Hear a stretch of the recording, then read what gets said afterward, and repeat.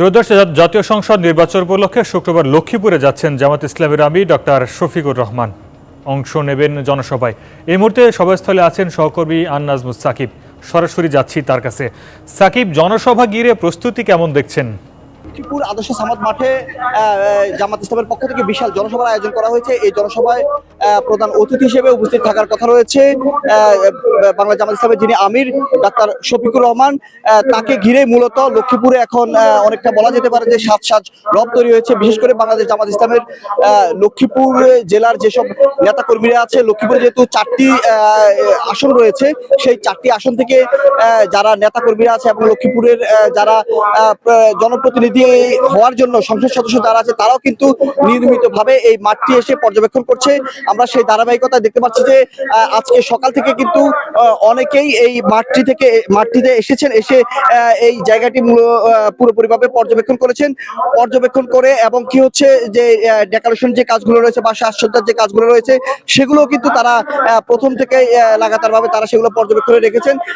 বাংলাদেশ জামাত ইসলামের আমির ডাক্তার শফিকুর রহমানের এই আগমন উপলক্ষে কিন্তু এখানে প্রশাসনের আমরা উপস্থিত দেখেছি। তারাও কিন্তু সর্বাত্মক নিরাপত্তার জন্য বিভিন্নভাবে তারা এখানে কাজ করেছেন। আমরা দেখতে পাচ্ছি যে এই কালকের সমাবেশকে কেন্দ্র করে যারা শৃঙ্খলার দায়িত্বে থাকবেন, তাদেরকে কিন্তু জামাত ইসলাম লক্ষ্মীপুর জেলা শাখার পক্ষ থেকে নেতৃবৃন্দ তাদেরকে বিভিন্নভাবে ব্রিফিং দিচ্ছেন। তারা কি কি ধরনের কাজ করবে, কিভাবে সুশৃঙ্খলতা নিশ্চিত করবে, সেসব বিষয়ে তারা কিন্তু দেখা যাচ্ছে যে এখানের মধ্যে তাদেরকে জামাত ইসলামের পক্ষ থেকে ব্রিফিং দেওয়া হচ্ছে। তাদেরকে নিয়েই মূলত জামাত ইসলাম এখানে বসেছে, সেই দৃশ্য আমরা দেখতে পাচ্ছি। এরপরে যদি আমরা মঞ্চের কথা যদি আপনাদেরকে জানাই, সেখানে হচ্ছে আমরা দেখতে পাচ্ছি খুব বড় পরিসরে কিন্তু একটি মঞ্চ তৈরি করা হয়েছে, যেই মঞ্চে আগামীকালকে বিকেল 3টা বাজে মূলত জামাতের আমির উপস্থিত থাকার কথা রয়েছেন।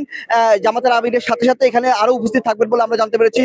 ঢাকা বিশ্ববিদ্যালয়ের ডাকসুর ভিপি সাদিক কাইমুত কিন্তু এই সমাবেশে অংশগ্রহণ করার কথা রয়েছে। এছাড়া 11 দলীয় জোটের বিভিন্ন পর্যায়ের নেতা কর্মীরা কিন্তু এই সমাবেশে আগামীকালকে এই সমাবেশটিতে এখানে এসে অংশগ্রহণ করবেন, এমনটি বারবার বলা হচ্ছে বা নেতা কর্মীদের পক্ষ থেকে জানানো হচ্ছে। প্রিয় দর্শক, আমরা এখানে নেতা কর্মীদের মধ্য থেকে যারা আছে তাদের সাথে আমরা সকালে কথা বলেছি। এর আগেও তারা আমাদেরকে জামাত ইসলাম লক্ষ্মীপুর জেলা শাখা যিনি আমির রয়েছেন মাস্টার রুহুল আমিন, তিনি আমাদেরকে গতকালকেও প্রেস ব্রিফিং করে জানিয়েছেন যে সব ধরনের নিরাপত্তা কিন্তু তারা এখানে রেখেছেন এবং সাংবাদিকদের সাথে সংবাদ সম্মেলন করে তিনি কিন্তু তাদের সেই সাংবাদিকদের যেন স্বাভাবিকভাবে যেন সেটা কাভারেজ করতে পারে এবং সব ধরনের সহযোগিতা সাংবাদিকদের কাছেও চেয়েছেন। সাংবাদিকরাও আশা দিয়েছেন যে সব ধরনের সহযোগিতা করবেন। লক্ষ্মীপুরে জামাতের আমিরের আশাকে কেন্দ্র করে প্রস্তুতির এই ছিল আমার কাছে সর্বশেষ। ধন্যবাদ সাকিব।